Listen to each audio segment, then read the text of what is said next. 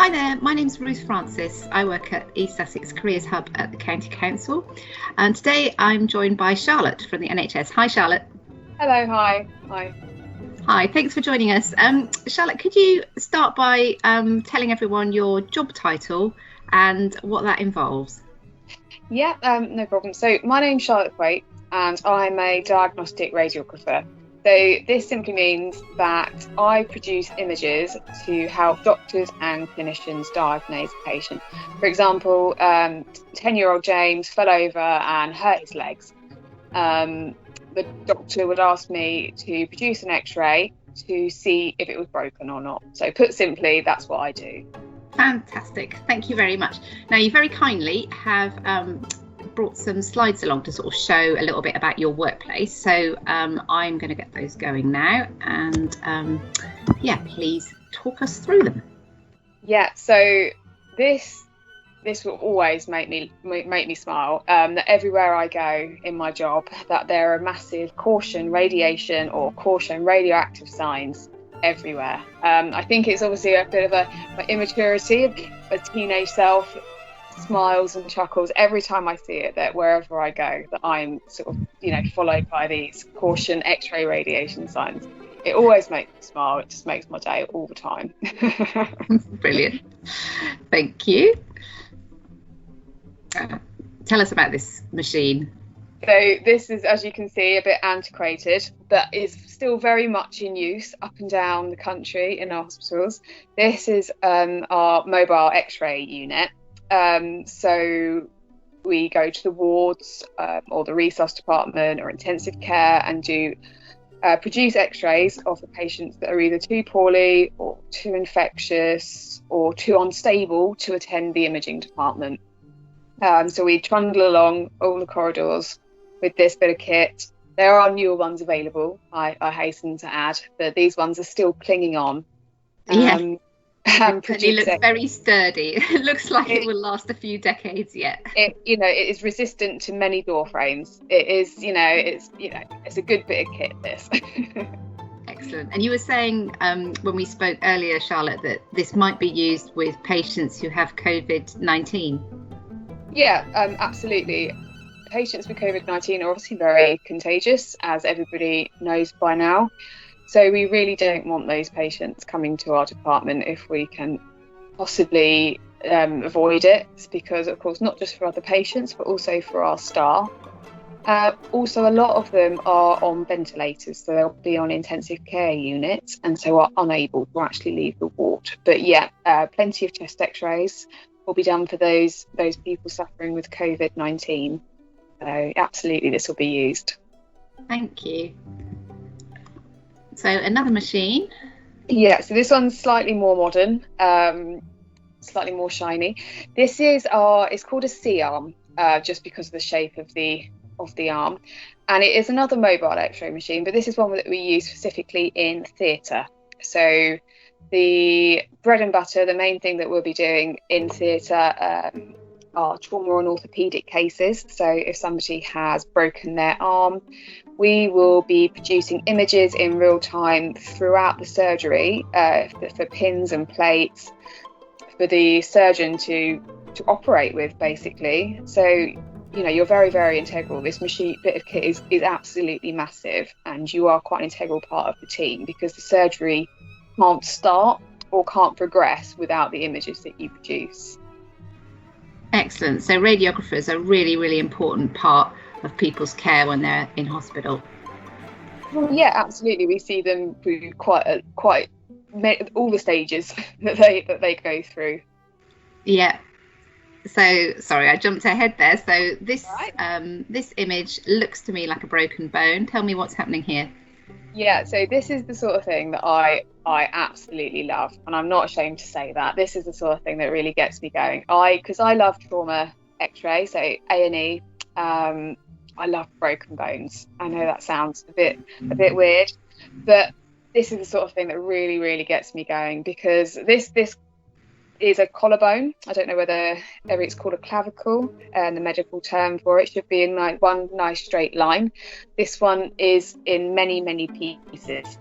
And I know for a fact this person actually went to theatre, ended up having a plate put on that and also some screws. So this person had actually crashed into a tree from their bicycle, and this was the result of that. So people present in all different types of things, but you have to get the perfect images every time, so to be able to diagnose and therefore then treat the patient. Wow, amazing. Thank you. Okay, this looks like my fridge. I'm imagining it's not. So what's this? These are our left and right markers. So obviously we take x-rays, and quite a lot of people, clinicians especially, have very big difficulties discerning which side of the body they are looking at when they are looking at an x-ray. So to avoid any sort of confusion, it is part of our rules and regulations, how we're registered, that we need to tell people which side it is on, because it can actually affect treatment later on. These ones are bargain basement markers, because as any radiographer will know, that you'll purchase your own just after you qualify, lovely expensive ones with your initials on, and they will quickly get lost. So in the end you end up bulk buying left and right markers. Yeah, they look like something you might play Scrabble with, to be fair. Yes, exactly. Yes, but they're not quite so desirable for other people to relocate for you. Yeah. So this looks more familiar to me, and it's not a technical piece of kit. So what's this, Charlotte? This is obviously the most important out of all the images. In healthcare, it is very well acknowledged that something will happen if you make yourself a normal cup of tea or a cup of coffee, and you can just guarantee that if you haven't eaten or drunk anything for hours and you go to make yourself a cup of coffee, that your bleep will go off, and it's the most devastating feeling. So if you make it in a thermos, there's no chances for the bleep to go off and you come back to a cold cup of coffee, because there is nothing quite so upsetting. I know this sounds very, very trivial, but if you haven't eaten or drunk anything for a good few hours, a cold cup of coffee is very upsetting. Definitely feel the same way. Thank you very much. So we'll stop sharing those slides. Very briefly then, you were telling me earlier that you are from well-known East Sussex School. So do you want to just tell me a little bit about where you went to school, and then the journey from there to becoming a radiographer? So I'm going to call it the wrong thing again. Radiographer. Yeah, no worries. I know we get the radiologist is a doctor version, and even radiographers say the wrong word quite often. So basically, I went to school in Ringmer actually before it became an academy. I loved that it was a small school, small local school, and I did really enjoy going there. I did work hard, but I could never really settle on what I would wanted to do. It's always so, what do you want to be when you grow up? You're sort of like, you think you have to be tied down to a certain profession really early on, and I think I found that sort of pressure quite overwhelming, especially at 15 years old. That is quite an overwhelming thing to do. What would you like to do for the rest of your life? Things like that. That's quite a lot, and I found that made me actually resist choosing a little bit more. So I got my A levels. I chose subjects, I'll be honest, at complete random. And my journey into radiography from there wasn't conventional. So after my A levels, I actually moved to London and I started working in sales, and then I worked for a wedding magazine, and then I worked in fashion. And then after a few years, I decided to move back down south, and I got a job. I was really lucky to get a job in payroll for the NHS.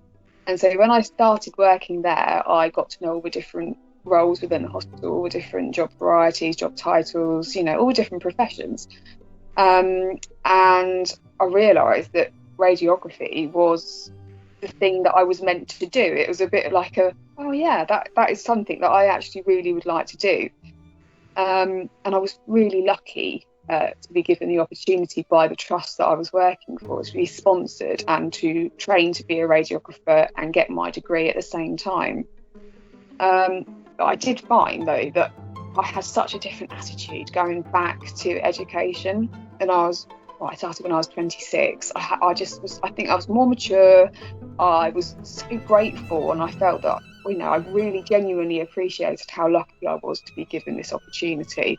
And I wouldn't have felt like that had I gone to university straight from college. And I think it was invaluable to really learn on the job, because it makes you a more rounded person when you do qualify, and not just a more competent at what you're doing, but just more competent as well. And I think that reflects in the patients. Yeah, brilliant. Thank you very much. So, I just wondered if you could reflect on some of the skills you developed, or some of the qualities you have anyway, just naturally as a person, that you use day to day in your job. Yeah, I mean, to be a radiographer, you need sort of a different sort of skill set that you would to be other healthcare professionals, purely because we spend such a small amount of time with each patient. You have to be very good at putting people at ease very quickly, and gaining their trust sort of pretty much straight away, because you're seeing people that are potentially very unwell and very injured, and you want to ask them to do funny movements and hold a position that is really not very comfortable for them quite quickly. So you have to be caring and supportive, but still get the job done. Still and be able to put patients at ease, enable you to do that. You also do need to be very calm under pressure, because you have, especially on night shifts if you're in A&E, because you'll be covering A&E X-ray, but you'll also be covering the entire hospital. The wards,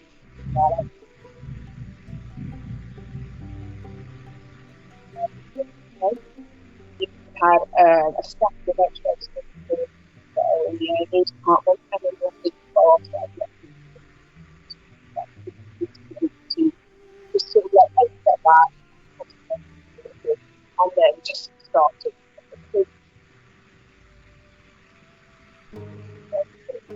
It doesn't come immediately. It is always a bit, when you first qualify, a bit like, oh my goodness, what am I going to do?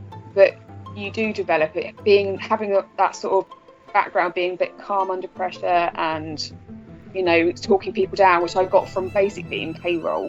Conflict resolution, really. That is just stood me in quite good stead. Yeah.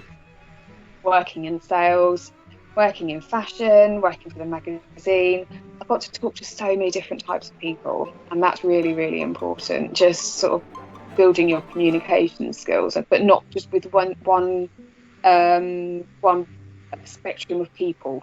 Everybody, adults, children, all socioeconomic levels, and also people that don't maybe speak English as their first language, or do find English a bit more difficult. These are all quite challenging, and you don't know how to deal with it unless you've experienced it in real life. Yeah.